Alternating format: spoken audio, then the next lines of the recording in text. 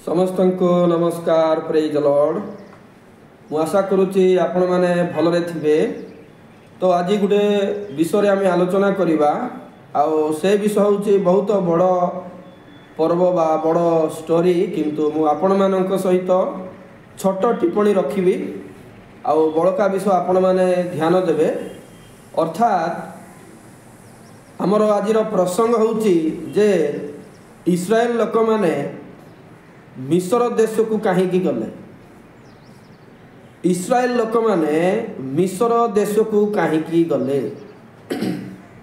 तो आपण मानकर शुणु शुणु उत्तर आसीपे जे इस्राएल लोक एइथिपाई गले कुथिपाई गले, जेहेतु अनेक लोक मैंने आम जाचु जे इस्राएल लोक मैंने अर्थात याकूबर 12 जन पुओ कनिष्ठ अर्थात जहाँकि आम जोसेफ बोली जाचु, से जोसेफ को से माने घृणा करुथिले, जेहेतु याकूब तांकु अन्य समस्त अधिक भल पाउथिले।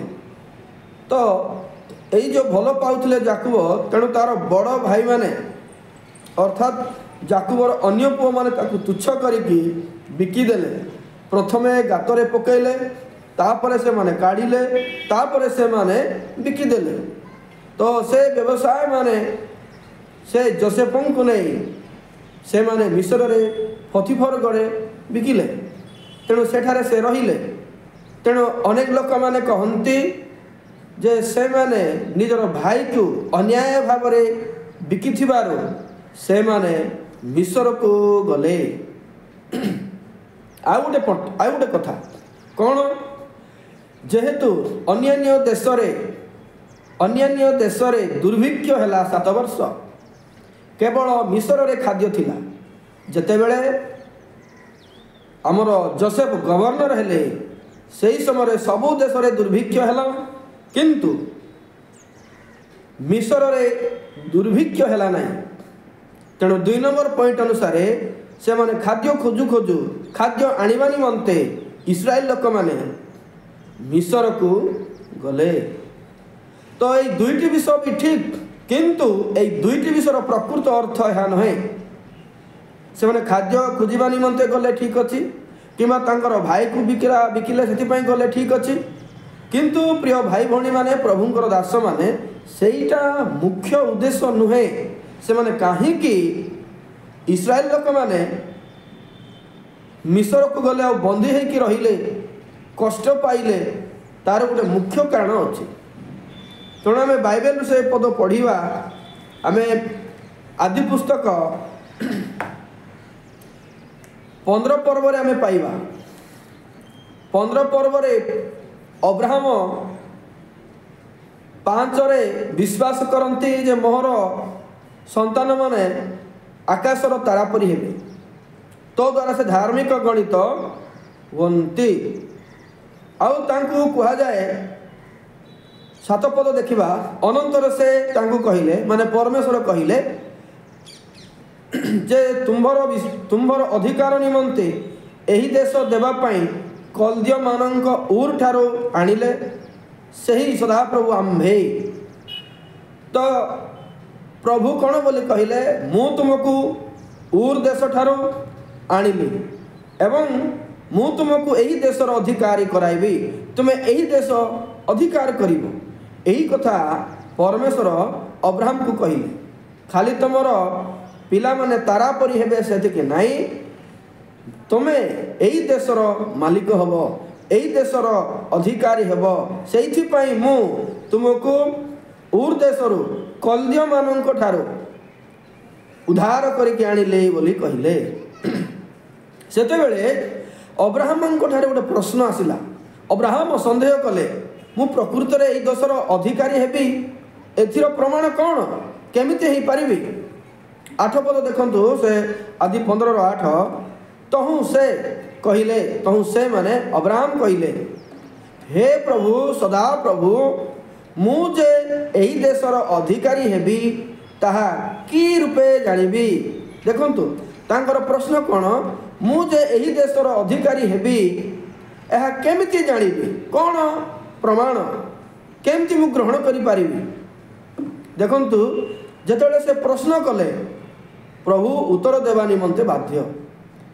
तेणु 9 पद 10 पद 11 पदरे जदि आपण माने देखिए सेईटे बलिदान करने निमंते परमेश्वर अब्राहम को कहती आउ से खंड खंड करती आउ केते 2 खंड करती नहीं। एटा हूँ आर गोटे दृष्टिकोण अच्छे किंतु मुझे आपण मानक कहबी जे जेतेबेले अब्राहम प्रश्न कले जे एही देश रे मु केमिति अधिकारी हेबी ता केमिति जानिबी सही समय प्रभुंकर उत्तर आमे पाइबा। आपण माने देखंतु ताहा पाइबे 12 एवं 13 पद। पुणी सूर्यास्त समय रे अब्राहम अति निद्रित होई घोर अंधकार रे भयग्रस्त हेले। पूरा निद्रा रे अछंती एवं अंधकार मध्य अछंती आ डर तांको माडुथि बोले लिखाई 13 पद। सेतेबेले से अब्राहम को कहिले से माने के परमेश्वर अब्राहम को कहिले तुम्हारो संतान गण 400 वर्ष अन्य देश रे वास प्रवासी होई दास्य कर्म करी क्लेश भोग करिवे या निश्चित जानिबो। देखंतु एटे कोन लिखाई छै प्रभु एबे उत्तर देउछंती अब्राहम को बाबू तुम मन रख तुमर प्रश्न में उत्तर दूची जे तुमर लोक माने तुम निजर वंशर लोक माने 400 वर्ष अन्य देश रे प्रवासी हेबे अन्य देश रे समाने वास करिवे। एटा मन रखि थाओ मु जेमिति कहूची सेमिति हेबो। 400 वर्ष से माने प्रवासी होई कि रहिबे। तो एठारे परमेश्वर अब्राहम को कहती जेतेबेले अब्राहम विश्वास करि पारु नाहंती मु ए देशर अधिकारी हेबी बोली तार उत्तर रे परमेश्वर कहंती 400 वर्ष जेतेबेले तुम्भर लोक माने प्रवासी हेबे अन्य देश रे जाई कि रहिबे सेतेबेले तुमे जानिबो जे मु निश्चित जहा कहिछि ताहा तुमे अधिकारी हेबो।